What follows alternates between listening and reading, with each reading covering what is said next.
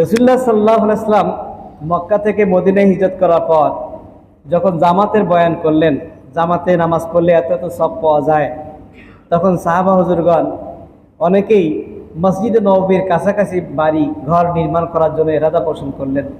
তখন নবীজি বললেন যে তাদের পায়ের চিহ্নগুলো অনুযায়ী তাদের সওয়াব দেওয়া হবে। এক কদমে গুনাহ মাফ, আর এক কদমে মর্তবা লাভ। সুবহানাল্লাহ বিহামদি। এজন্য হেঁটে আসলে তার সওয়াব বেশি হয়, হেঁটে আসলে সওয়াব বেশি হয়। ওয়ানাকতুবু মা কদ্দামু ওয়া আসারহুম। আল্লাহ তাআলা পবিত্র কোরআনুল কারীমের মধ্যে বলেন, ওয়ানাকতুবু মা কদ্দামু ওয়া আসারহুম, আমি লিপিবদ্ধ করে রাখি মা কদ্দামু ওয়া আসারহুম, যা তারা দুনিয়াতে আমল করেছে এবং তাদের পদচিহ্নগুলো আমি হিসাব করে রাখি। সুবহানাল্লাহ বিহামদি।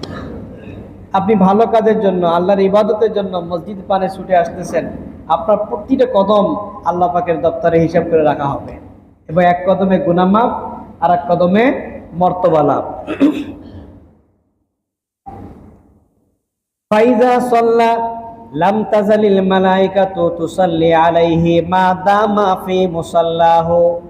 যখন ওই আল্লাহর বান্দা নামাজে এসে দাঁড়ায়, তখন আল্লাহর ফেরেশতারা তার জন্য দোয়া করতে থাকে যতক্ষণ সে নামাজের মধ্যে থাকে।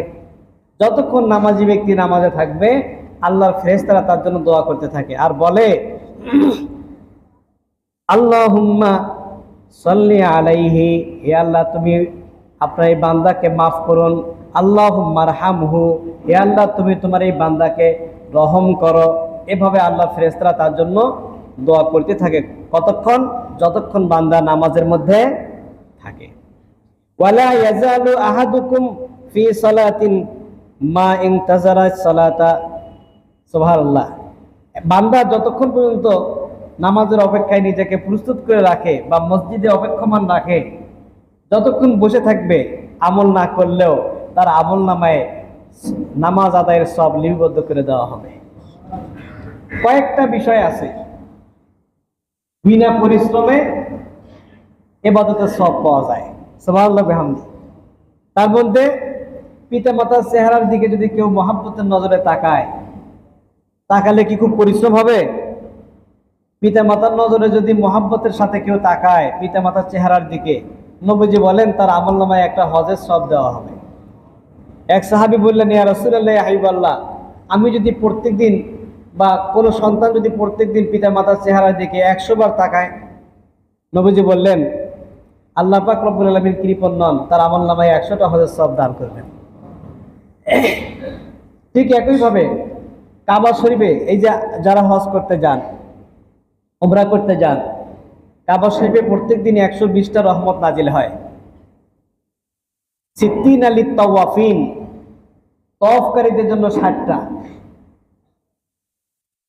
তওয়াফকারীদের জন্য 60টা। ওয়া আরবাঈনা লিল মুসাল্লিন, আর নামাজ আদায়কারীদের জন্য 40টা। ওয়া ইশরিনা লিন নাযিরিন, আর 20টা রহমত তাদের জন্য বরাদ্দ যারা শুধু কাবার দিকে তাকিয়ে থাকে।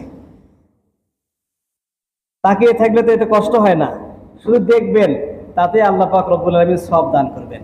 ঠিক একইভাবে কোনো বান্দা যদি মসজিদে আগমন করে, মসজিদে এসে দুনিয়াবি আলাপ করবে না, দুনিয়াবি চিন্তা চেতনা মাথায় রাখবে না, আল্লাহ পাকের স্মরণে সে যদি মসজিদে অবস্থান করে বসে থাকে, তাহলে আল্লাহ পাক রব্বুল আলামিন তার আমলনামায় নামাজ পড়নেওয়ালা ব্যক্তি যে সওয়াব পাবে, তার আমলনামায় বসে থেকেও একই সওয়াব দান করবেন।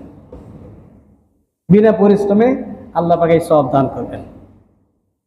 সেই কথাটি বুখারী মুসলিমের হাদিসের মধ্যে আসছে, ওয়ালা ইয়াজালু আহাদুকুম ফি সালাতিন, কোন বান্দা তোমাদের মধ্যে কেউ মসজিদের মধ্যে সর্বদাই থাকবে, সর্বদাই নামাজে থাকার মতো সওয়াব পাবে, মান তাজারা সালাতা, যে নামাজের অপেক্ষায় মসজিদে বসে থাকে, যে নামাজের অপেক্ষায় মসজিদে বসে থাকবে, তার আমলনামায় সে যেন সর্বদাই নামাজ পড়ছে, এই নামাজ পড়া হালতে যেন আছে, এই সওয়াব তার আমলনামায় লিপিবদ্ধ করে দেওয়া হবে।